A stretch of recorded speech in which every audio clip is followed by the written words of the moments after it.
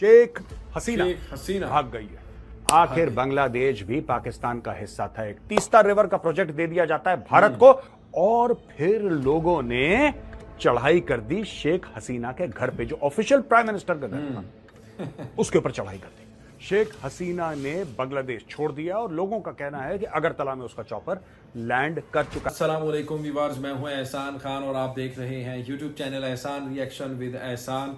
गौरव वारिया, major गौरव वारिया पता है भारतीय है और वो इस वक्त बहुत ज़्यादा टेंशन में है। उसकी डिप्रेशन आप सबको समझ आ ही रही होगी, क्योंकि उनकी बहुत ही करीबी शेख हसीना यानी भारत के बहुत ही क्लोज फ्रेंड शेख हसीना की हुकूमत ख़त्म हो चुकी है, क्योंकि कोटा सिस्टम के ऊपर स्टूडेंट्स का जो एहतजाज था, प्रोटेस्ट था, वो कन्वर्ट हो गया नॉन कॉपरेशन मूवमेंट में। जी हाँ, सिविल नाफरमानी की तहरीक में। और फिर वो उसमें जो डिमांड थी वो शेख हसीना का इस्तीफा था।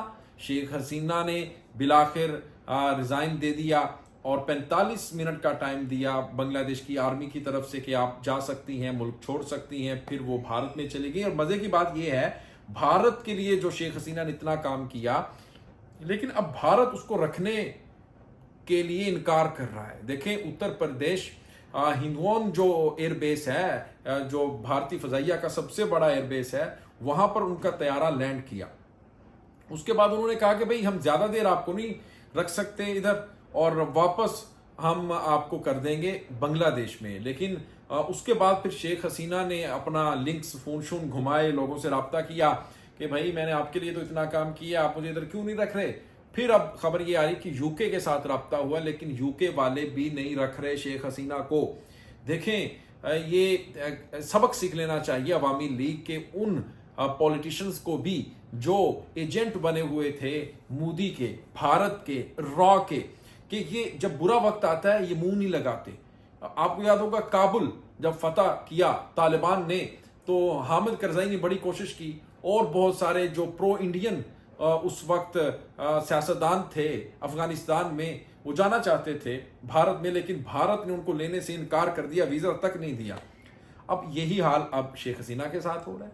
खैर जी, अब हम वीडियो देखते हैं कि टिस्टा प्रोजेक्ट, रिवर का जो प्रोजेक्ट भारत को जैसे मिला, बांग्लादेश में एहतजाज शुरू हो गए। ये गौरव वारिया कह रहे हैं और पता नहीं क्या कुछ ये कह रहे हैं। आइए, इनकी जो आग है, इनके सीने पर जो आग जल रही है ना भारत के, वो देखते हैं क्या हो रहा है। लेकिन बांग्लादेश का जो वो है स्टूडेंट है, बांग्लादेश का जो लोग हैं ना, वो जीत चुके हैं।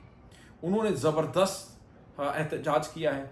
उन्होंने पाकिस्तानियों को दिखाया है कि भाई अगर हक लेना ना तो इस तरह लीजिएगा, घर बैठे कोई निकलाब नहीं आता, जाने देनी पड़ती हैं, घर से बाहर निकलना पड़ता है।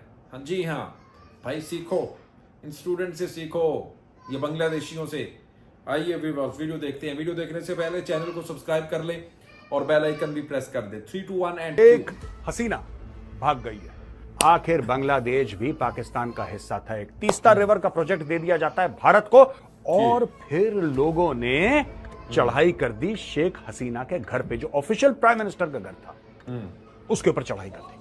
शेख हसीना ने बांग्लादेश छोड़ दिया और लोगों का कहना है कि अगरतला में उसका चॉपर लैंड कर चुका है। ये वही बंगा बंधु है जिसने ईस्ट पाकिस्तान को बांग्लादेश बनाया था। दोस्तों, भूलना नहीं है, ये वही बंगा बंधु है जिसने ईस्ट पाकिस्तान को बांग्लादेश बनाया था। एक छोटा मोटा फैक्टर अमेरिका का भी है। अमेरिका भी नाखुश था और आज भी है शेख हसीना के साथ। अमेरिका भी नाखुश था, लेकिन इसमें मोटा काम चीन का है।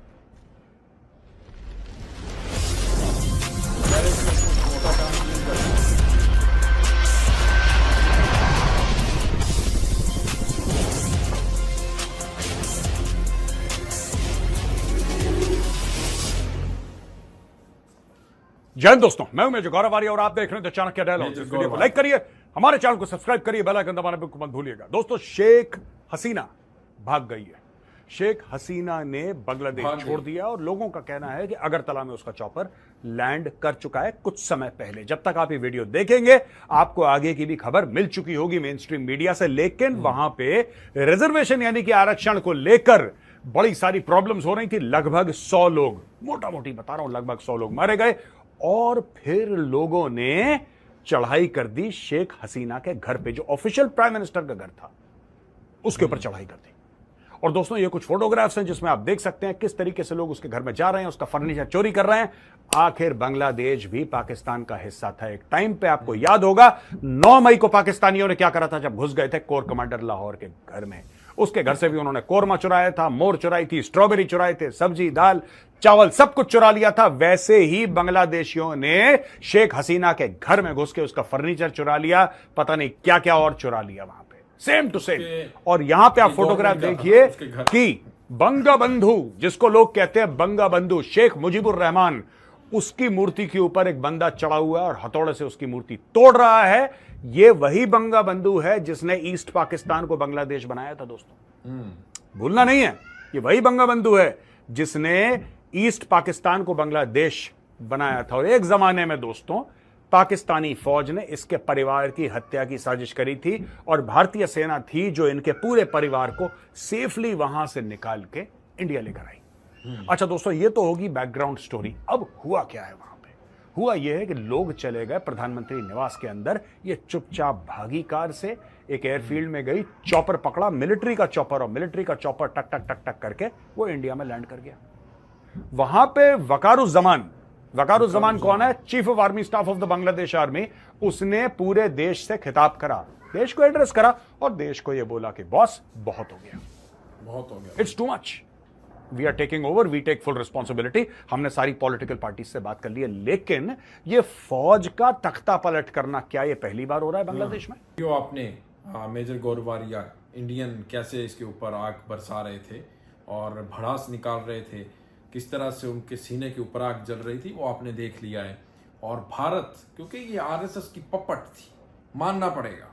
और कुछ लोग तो ये भी कह रहे हैं कि जो इंडियन रॉ के जो कुछ ऑफिशियल्स हैं वो शेख हसीना के पास आए, उनके साथ मुलाकात होती है, फिर वो डायरेक्टली इस पूरे के पूरे ऑपरेशन को हैंडल कर रहे थे। वो ऑर्डर कर रहे थे बराह रास्त के, भाई सीधी गोलियां मारो, कोई चक्कर नहीं है, इनको ले जाओ। तो यार समझ नहीं आ रही कि कैसे इंडिया ने इसको अपने तक रखा, फिर इसको इस्तेमाल किया। जब उसने सियासी पनाह लेने की बारी आई बेचारे की, तो वो कह रहा है कि भाई इधर जगह नहीं है, कहीं और चले जाओ। और फिर वो यूके में फ़ोन किया, यूके वाले भी कह रहे हैं कि नहीं जी, हम एसिलम यानी सियासी पनाह नहीं दे सकते। अब ये तो बेचारी के साथ बड़ा जुल्म हो रहा है।